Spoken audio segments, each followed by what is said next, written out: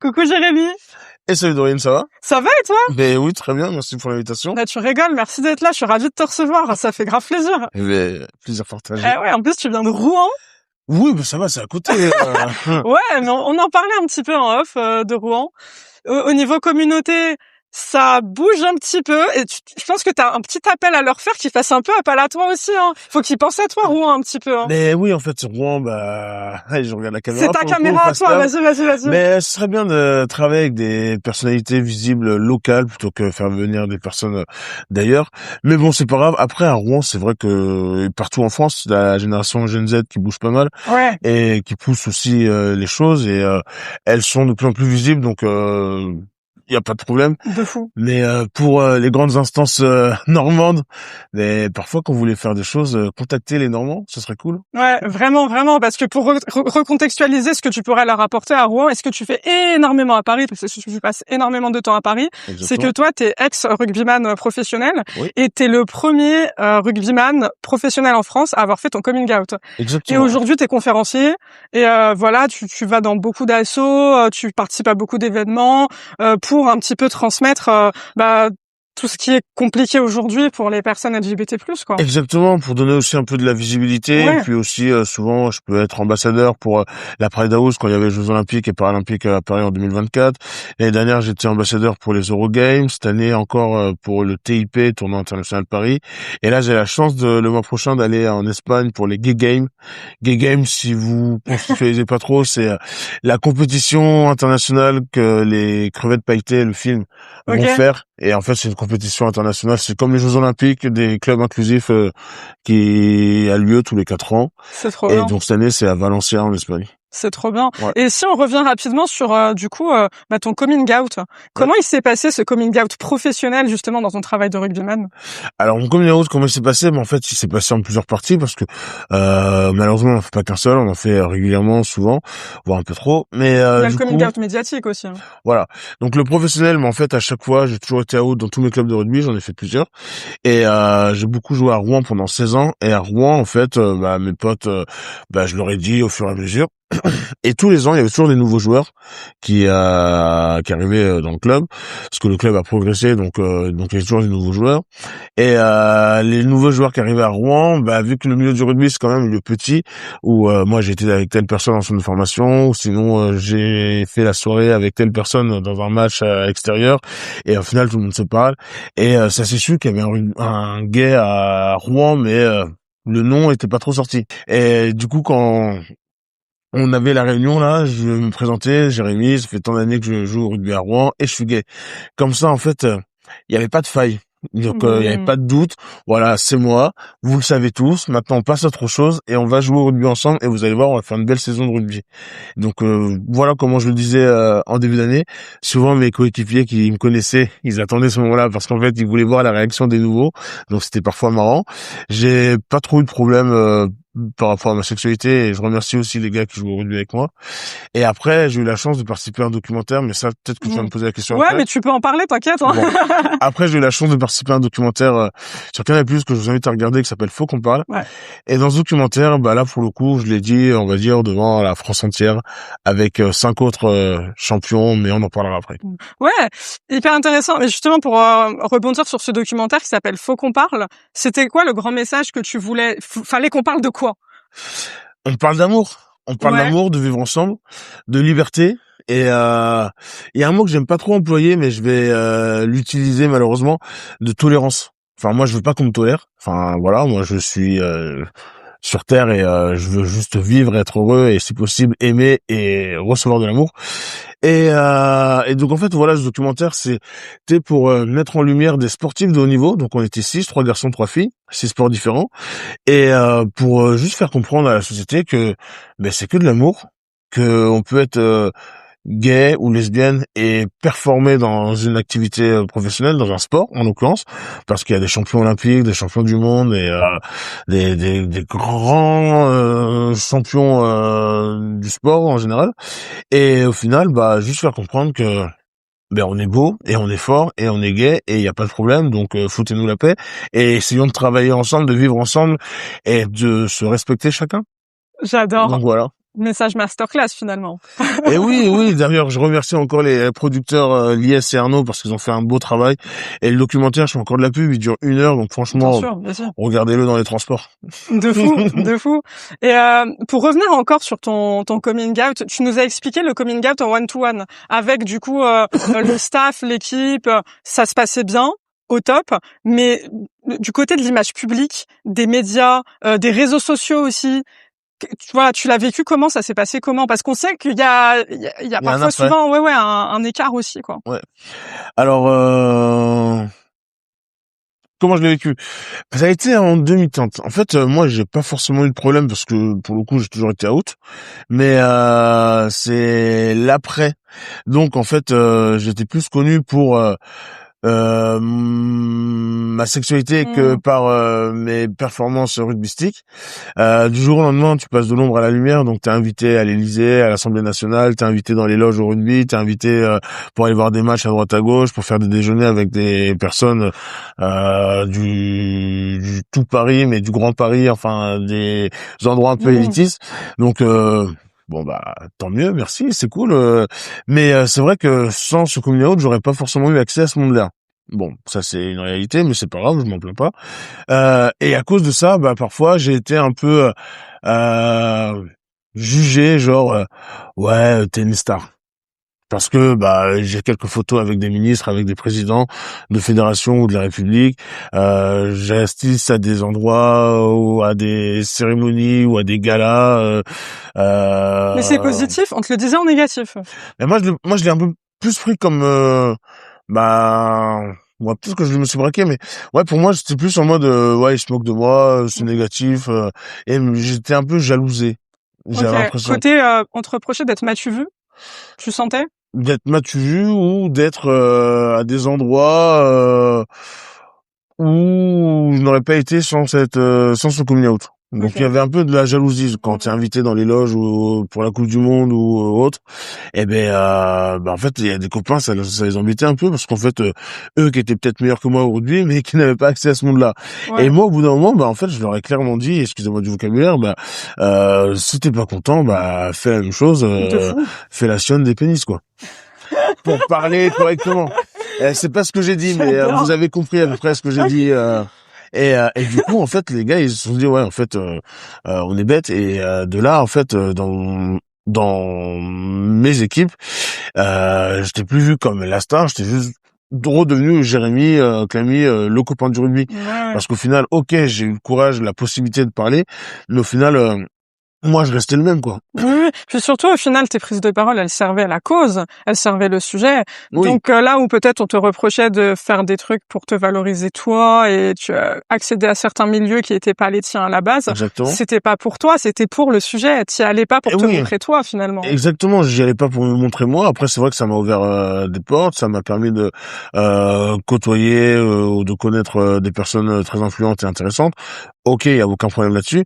Mais surtout, moi, ce que j'ai fait en faisant ce documentaire, c'était plus pour parler pour la nouvelle génération, pour l'ancienne génération, pour expliquer aussi un mal-être ou déconstruire des idées reçues sur l'homosexualité. Parce que moi, je le rappelle, je fais plus de 130 kilos, je suis noir, j'ai des locks, je suis catholique, je faisais du rugby.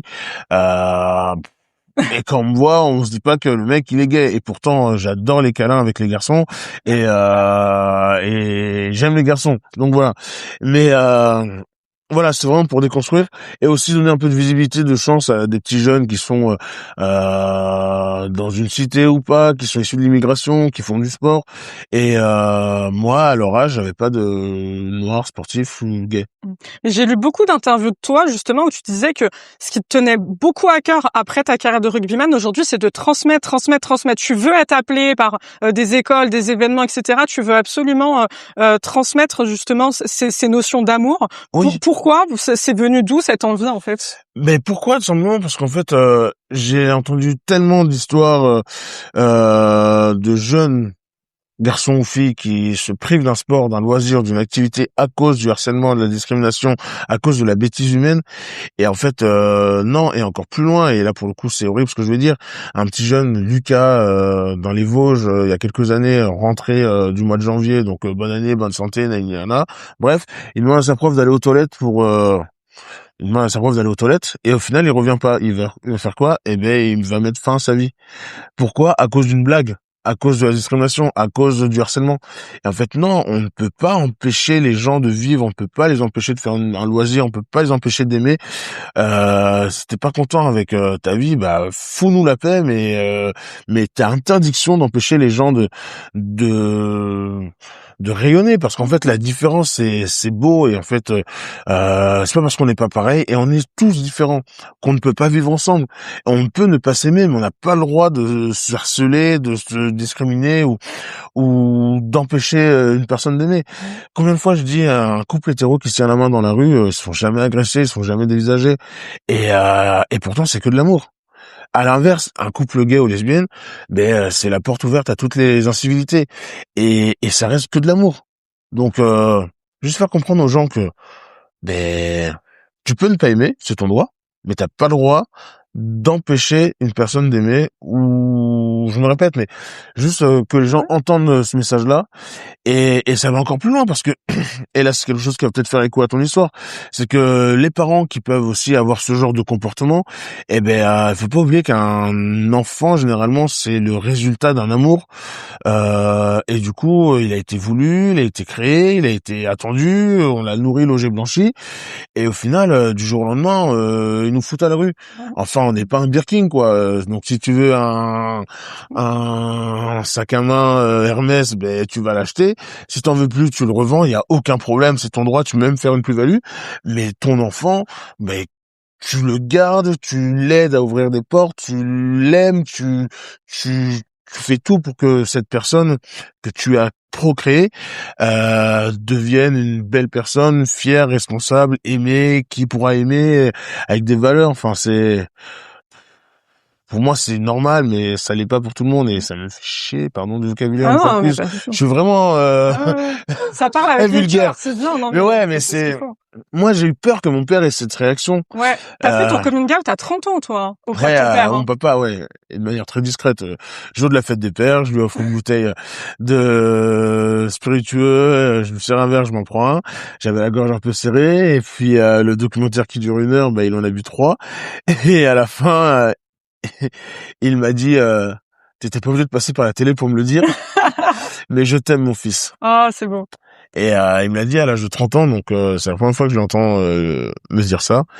Et ça m'a réconforté, ça m'a ému, et je me suis dit, mais en fait, mec, tu t'es peut-être trompé sur ton père, parce que même si que il avait des propos pas très inclusifs et pas très friendly, mais au final, aujourd'hui, il t'aime, et il te l'a dit, et il le prouve au quotidien.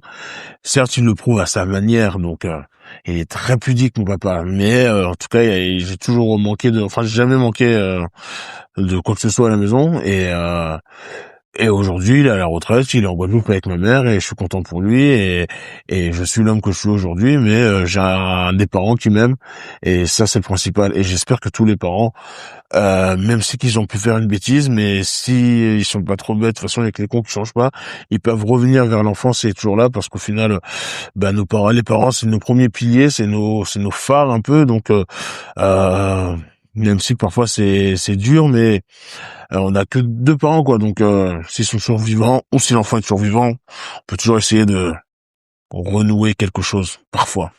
Et pourquoi t'as fait ton coming out à 30 ans auprès de ton père? Pourquoi pas avant?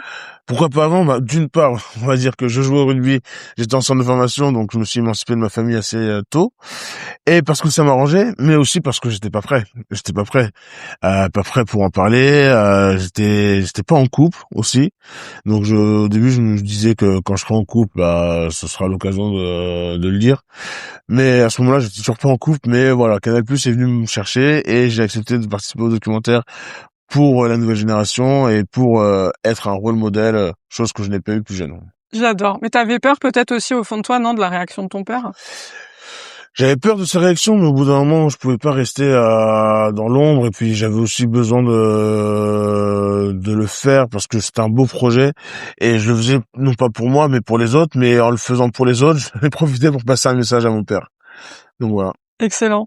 Et pour revenir sur tes interventions justement que tu fais dans les événements, dans les écoles, surtout si on s'arrête dans les écoles, comment tu vois les réactions des jeunes? Est-ce que tu les sens réceptifs à tes discours? Est-ce que au contraire tu les sens hostiles? Parfois tu peux avoir même des insultes. J'ai discuté avec certains bénévoles, notamment de la Fondation Le Refuge, qui interviennent dans les écoles sur les sujets LGBT+, qui m'ont dit parfois on peut même se faire insulter dans les écoles par les jeunes, quoi, parce que il peut y avoir vraiment un rejet du sujet LGBT+. Eh ben, en fait, ça va dépendre de l'implantation de l'école. Moi, souvent, je fais soit début lycée ou fin collège, mais j'adore ce public parce que il s'en filtre et du coup, on peut échanger. Et en fait, selon, alors si c'est en campagne, comme j'ai pu faire récemment, bah, il y a pas trop d'histoire là-bas, il y a pas trop de diversité, donc c'est intéressant parce que bon, il y a une ouverture d'esprit, mais bon. Quand même parfois c'est une éducation vieille France, donc voilà, mais ça va, c'est pas le public qui m'intéresse le plus, même si c'est important de faire des interventions là-bas et j'aime les faire. En revanche, et là où ça devient plus intéressant, quand je vais dans des zones d'éducation prioritaire où il y a une grande diversité culturelle et où il y a peut-être un peu moins de pouvoir d'achat, sans faire de généralité, il y a le sujet de la religion qui vient. Il y a aussi la diversité culturelle. Il y a aussi le foot qui est idolâtré par beaucoup, et vu qu'il y a personne qui a pris la parole, ou très peu de footballeurs qui ont pris la parole. Donc pour eux, il n'y a pas de, pardon le vocabulaire, mais je veux dire clairement, il n'y a pas de PD dans le foot. Donc voilà. Et là pour le coup c'est intéressant parce qu'il y a de la matière. Et de là je leur dis mais ok, ta religion, pourquoi pas. Le foot, pourquoi pas. Dans ta famille on te dit ça. Ok, pourquoi pas. Maintenant, moi, je te parle à toi. Si demain, on va dire que t'adores le foot, mais on va dire que c'est le basket que tu kiffes. Demain, tu peux pas toucher un ballon de basket, tu peux pas avoir un maillot de basket, tu peux pas regarder le basket, tu peux pas jouer à la play au basket, tu peux rien faire en rapport avec le basket, comment tu vas te sentir? Ah ouais, je serais pas bien, je serais pas heureux, Eh ben, je lui dis, en fait, dis-toi que c'est pareil. Moi, je m'étais formaté que j'allais être hétéro entre guillemets, me marier, avoir un enfant ou deux, et puis de temps en temps peut-être aller faire mes affaires ailleurs. Malheureusement, il y a beaucoup de personnes qui ont eu cette vie-là, et c'est dommage. Heureusement que j'ai pas fait cette bêtise parce que je n'aurais pas été heureux, et encore plus j'aurais rendu une personne malheureuse. Donc voilà. Mais au final, il m'a clairement dit j'allais pas être heureux. Donc je lui dis mais moi c'est pareil, donc je vais pas me forcer à être avec une femme, sachant que je n'aime pas les femmes, même si que je les adore, j'adore les femmes, j'adore ma mère, c'est la femme de ma vie d'ailleurs, la seule que j'aurai. Mais y a rien de bizarre dans ce que je viens de dire, c'est juste que c'est mon modèle, c'est ma reine. Mais je peux pas me forcer à faire quelque chose que je n'aime pas au final. Et donc du coup, quand je mets ce parallèle au collège vis-à-vis du petit jeune, bah il comprend, mais il accepte pas trop. Il y a quand même encore ce libre arbitre ou cette retenue ou ce formatage qu'il a eu qui le bloque, qui fait erreur, mais au moins il y a déjà une graine de planter, une petite ouverture. Et puis après, moi je lui demande pas d'aimer ou d'être gay, parce que je suis pas là pour pervertir ou détourner personne. Juste là pour leur offrir une ouverture d'esprit, pour que en sortant de la pièce, ils deviennent des citoyens un peu plus grands, plus intelligents, plus éclairés aussi plus sur éclairés. la réalité. Exactement. Parce que justement, les interventions dans les écoles, elles sont importantes, parce que parfois les gens ils mélangent tout et ils critiquent beaucoup de choses, mais tant pis pour eux parce que ils sont bêtes. Mais en fait, l'école est aussi là pour éduquer. Donc quand il n'y a pas des messages qui sont passés dans un club de sport, dans un quartier, dans une famille ou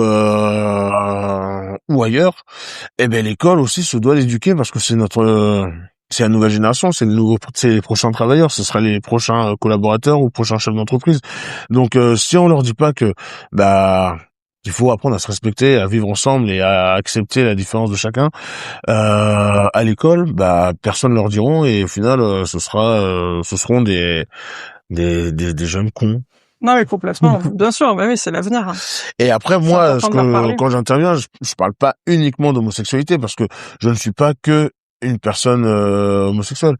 J'ai plein de diversité. comme je l'ai dit tout à l'heure, je fais plus de 130 kilos, donc je suis gros. Je suis aussi victime de grossophobie. C'est vrai? Dans Ouais, quel oui. domaine? Bon, au quotidien, souvent pour rigoler, encore la petite blague. T'as encore faim, gros porc?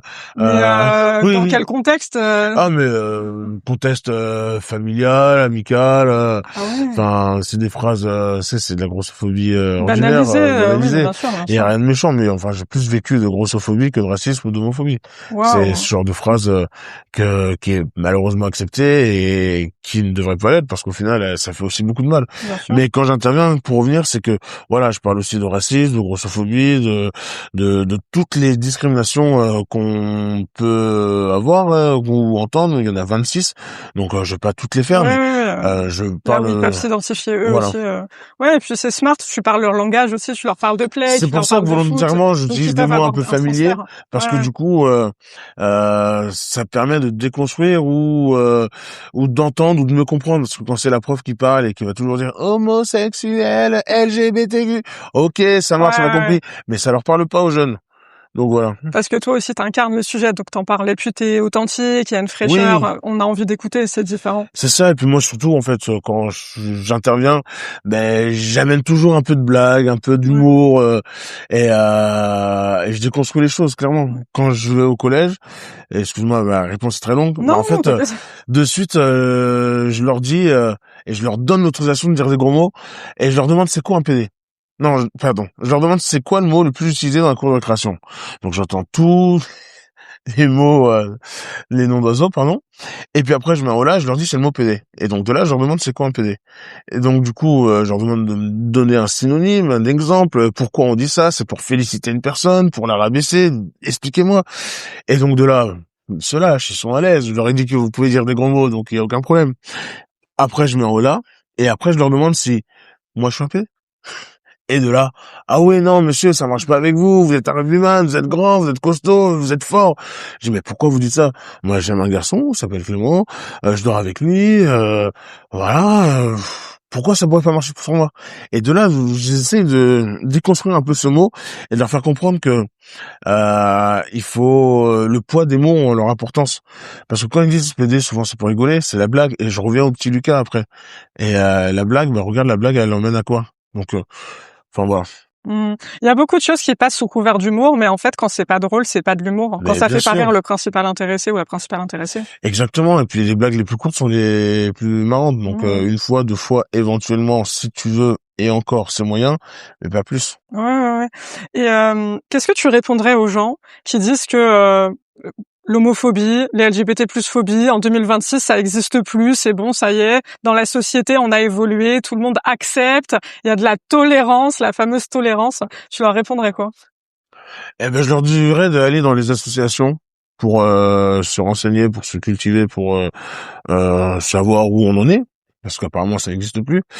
Les guet-apens, un truc qui est d'un temps passé, mais en fait non, pas du tout. Il y a encore plein de personnes qui se connectent sur des applications pour aller casser du PD, clairement. Il y a juste à regarder le nombre d'agressions LGBT+ phobes qu'il y a tous les jours, tous les mois, tous les ans. Voilà. Après, les personnes qui ont ce discours-là, c'est souvent des personnes qui habitent dans des grandes villes, métropoles, mégalopoles ou capitales, parce qu'ils ont plus de diversité, il y a plus de monde. Donc ils ont l'habitude de côtoyer la différence, et donc du coup pour eux c'est ok. Mais c'est pas si ok que ça, parce que même dans les grandes villes et dans les grandes familles très bourgeoises ou dans les cités, il y a toujours des problèmes et des incompréhensions et des agressions. Donc voilà, il faut continuer à sensibiliser, il faut continuer à éduquer, surtout les nouvelles générations. En fait, il y a une double vitesse, on avance, on recule, et ça fait peur. Et c'est pour ça qu'il faut encore plus de visibilité. C'est pour ça qu'il faut des gens comme moi qui a la possibilité de parler, comme toi, comme beaucoup d'autres, dans tous les milieux, dans tous les secteurs. Et il faut juste que les gens apprennent à vivre ensemble. Le vivre ensemble, c'est vraiment ce que je prône. Tu vas avoir des gens, comme l'exemple que je t'ai donné, qui vont dire il y a pas d'homophobie, aujourd'hui tout le monde est intégré, Oui. vous faites vos victimes, voilà, c'est plus un problème au travail ou nulle part, on va avoir la même chose sur l'égalité femmes-hommes. Non, mais pas du tout. Aujourd'hui, ça n'existe pas. C'est des gens qui ne le vivent pas, et comme ils le vivent pas, ils partent du principe que ça n'existe pas parce qu'ils ne le voient pas. Et qu'est-ce que tu aurais à dire toi sur cette incapacité de projection des gens sur une réalité, tout simplement parce que ça les concerne pas? Mais parce que ça les conforte. Ça les conforte à rester un peu dans leur cocon d'élitistes favorisés, ou ça les permet aussi de croire que le monde est beau et le monde est rose, et du coup les guerres, ben non, il y a pas de guerre, non, en France on est bien, il y a pas de guerre, mais en fait oui, et ouvre les yeux, et encore une fois de plus, si tu penses que c'est comme ça, si tu veux en avoir la certitude, renseigne-toi. Et puis je vais pas vraiment répondre à ta question, mais en fait le truc c'est que ces personnes-là, c'est pas des alliés, je pense. Et ça, les alliés, on n'en parle pas beaucoup, mais les alliés ils sont importants. Et en fait, il faut que les gens soient plus solidaires entre eux, et qu'on arrête de se taire, qu'on arrête de ne pas intervenir quand on voit des incivilités, que ce soit au travail, dans les transports, et en famille aussi, parce que l'oncle qui est un peu alcoolisé, qui va faire des blagues racistes, misogynes ou grossophobes ou homophobes, on peut lui dire tonton, t'es gentil, mais s'il te plaît arrête.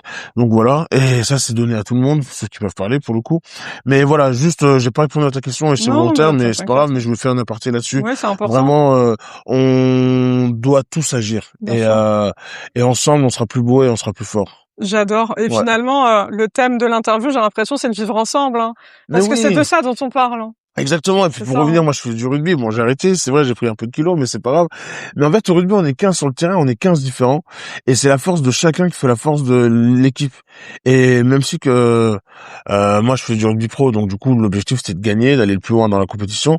Et pour gagner, on a besoin de tout le monde. Donc dans une société, on a besoin de tout le monde pour vivre ensemble et pour apprendre, parce que du coup, au lieu de manger des riz au jambon, du coup des pâtes au jambon, on mangera peut-être un poulet curry, un colombo, un couscous, enfin bref, je suis gourmand, ça se voit. mais pas que pour ça, c'est juste mais vraiment apprendre des autres cultures, apprendre des autres façons de penser, de réagir, de voir les choses, et c'est vraiment important pour aussi la santé mentale, parce que ça peut aussi nous faire du bien. Apprendre à vivre avec les autres, apprendre à dire bonjour avant de juger, et s'entraider, être collectif, l'union fait la force. On en parlait en off, le pouvoir du collectif, c'est hyper puissant. Et c'est comme ce que tu fais là avec ce média, avec l'émission locale, enfin voilà. C'est un travail incroyable, hein, l'émission locale, l'émission locale de Paris, on vous aime. Merci. Mais oui, enfin voilà, tu feras un montage. Non, mais t'es trop bien, authentique comme ça. Au contraire, c'est parfait. Faut pas faire de montage. Il y a notre public du jour qui nous fait non, pas de montage. J'adore. Non, mais oui, voilà, c'est juste, voilà. Apprenez à vivre ensemble, apprenez à vous dire bonjour avant de vous juger, et on est tous différents. Le truc qui est dommage dans la société, c'est qu'en fait on aime bien cet effet miroir. Les personnes qui vont voter comme nous, qui vont penser comme nous, s'habiller comme nous, qui vont avoir la même couleur de peau que nous, à l'exception de un ou deux, parce que cette phrase, j'aime pas les noirs, mais toi je t'aime bien, donc ça au bout d'un moment il faut arrêter. Et du coup en fait, si on arrive à sortir de ce miroir, on va voir que le monde il est beau, il est grand, et il est pas si parfait, pour répondre à la question que je n'ai pas répondu tout à l'heure. Donc voilà, s'ouvrir aux autres, et je pense que on aura déjà fait un grand pas vers l'avant. Et t'as très bien répondu. La réponse au manque d'empathie, c'est le vivre ensemble, le collectif. Voilà, et l'amour. J'aime trop. Merci Jérémy. Merci à toi. C'était très éclairant et vraiment rempli de bonnes énergies et puis d'amour surtout. Et d'amour surtout. C'est l'essentiel dans notre société aujourd'hui et d'humanité, quoi. Et oui. Et ça s'appelle Check le média. Est-ce que ça te va qu'on se fasse un petit check de fin? Allez. Trop bien. Comme tu veux. Allez, check. Let's go. Et on explose. Trop bien. Yeah. Merci beaucoup à toi. Merci à vous. Et n'oubliez pas, faut qu'on parle, disponible sur notre Canal+. Hyper important. Prends soin de toi, à très vite. Merci, à très vite.